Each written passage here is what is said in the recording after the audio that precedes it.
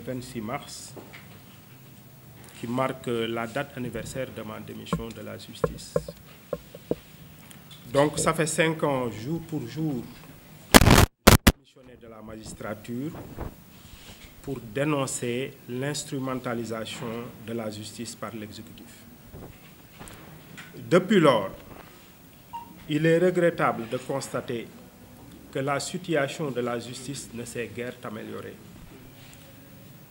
La responsabilité incombe d'abord au président de la République, qui a l'obligation constitutionnelle de garantir l'indépendance de la justice, mais aussi à la hiérarchie judiciaire qui n'a pas su préserver un héritage d'une longue culture d'indépendance.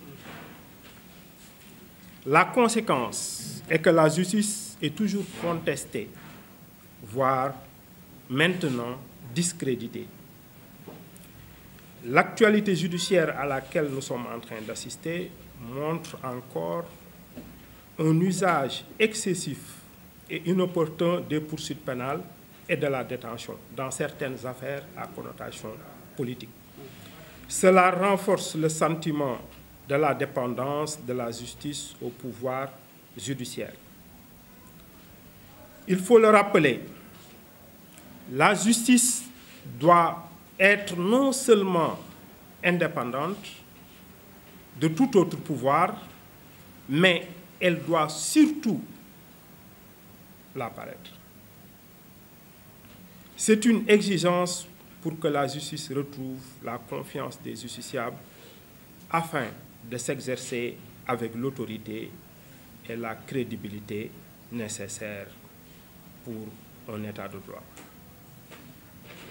Il faudra néanmoins souligner que le combat pour l'indépendance de la justice, essentiel pour la survie de notre démocratie, doit concerner tous les citoyens.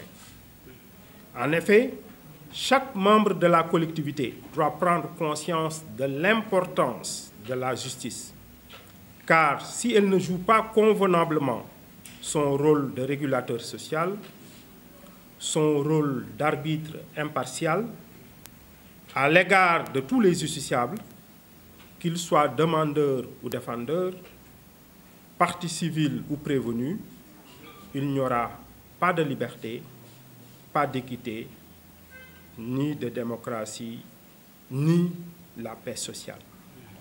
C'est la raison pour laquelle il est essentiel, surtout en perspective des prochaines élections présidentielles, d'en faire un sujet prioritaire par rapport aux réformes à entreprendre.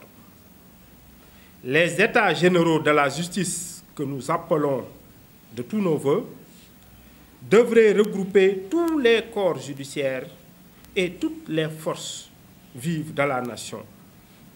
C'est devenu une impérieuse nécessité pour la survie de notre état de droit et de notre société. En effet, il n'y a aucune alternative à la justice. L'alternative à la justice, c'est le chaos. Que Dieu nous en préserve. S'agissant de l'actualité politique et sociale à laquelle nous sommes en train d'assister ces dernières semaines, elle nous montre que notre système politique et social traverse encore une crise profonde. Si nous regardons en effet la situation du pays avec lucidité, on peut constater que l'histoire est en train de se répéter sous nos yeux et personne ne semble y prêter attention. À 10 mois de l'élection présidentielle, nous sommes encore au regret de constater que le pays et notre démocratie sont pris en otage par des hommes politiques de tous bords. En effet, la violence d'État, les confrontations physiques, les invectives et autres violences verbales règnent actuellement en maître dans le champ politique. Malheureusement, les combats de rue ont pris encore le dessus sur l'instauration d'un débat serein sur les réformes politiques et institutionnelles qu'on devrait adopter pour sortir du cercle vicieux de la politique politicienne et de la mauvaise gouvernance. Nous ne cesserons de le marteler. La violence est inacceptable, d'où qu'elle vienne. Nous ne sommes pas d'accord et nous ne serons jamais d'accord avec la violence. Face à la remise en cause de notre contrat social, de la stabilité nationale, face à l'effritement de notre démocratie et de nos institutions, il faut certes une résistance pour préserver notre République. Mais ce sursaut de refus ne doit pas être synonyme de violence.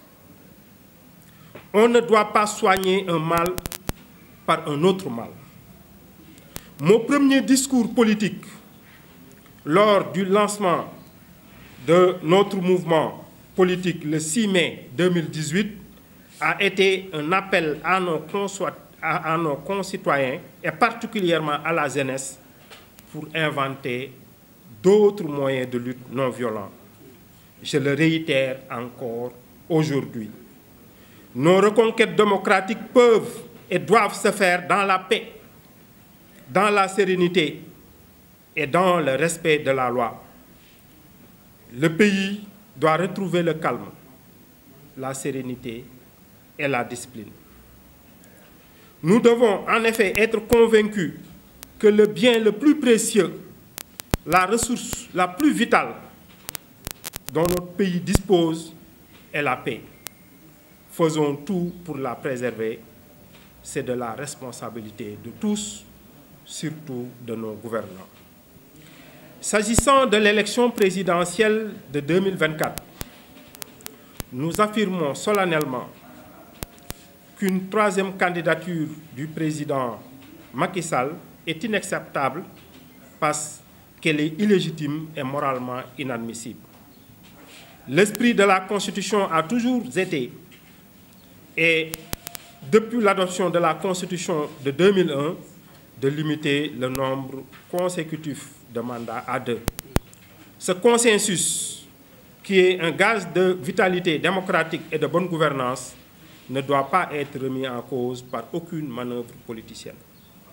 Nous avions, depuis 2019, tiré la sonnette d'alarme sur les risques d'une tentative de troisième mandat, contre laquelle doivent se dresser toutes les forces vives de la nation.